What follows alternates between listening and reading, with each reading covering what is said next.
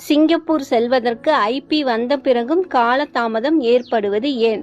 சிங்கப்பூரை பொறுத்தவரையில் தற்போது வேலை கிடைப்பது என்பது மிகவும் கடினமானதாகும். வேலை கிடைத்தாலும் ஐபி வந்தாலும் சில சமயங்களில் நாம் சிங்கப்பூர் செல்வதற்கு அதிக நாட்கள் ஆகிவிடுகிறது.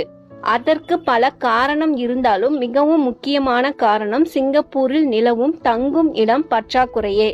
இப்பொழுது சிங்கப்பூர் செல்பவர்கள் தாங்கள் எங்கு தங்குகிறோம் என்று மனிதவள அமைச்சகத்திடம் தெரியப்படுத்த வேண்டும். அதே சமயத்தில் ஒரு குறிப்பிட்ட இடத்தில் குறிப்பிட்ட எண்ணிக்கையிலான நபர்கள் மட்டுமே தங்க வேண்டும் என்று மனிதவள அமைச்சகத்தின் விதி உள்ளது. இதன் காரணமாக தங்கும் இடம் கிடைப்பது மிகவும் கடினமாக உள்ளது. இதனால்தான் பெரும்பாலும் ஐபி வந்த பிறகும் சிங்கப்பூர் செல்வதில் காலதாமதம் ஏற்படுகிறது.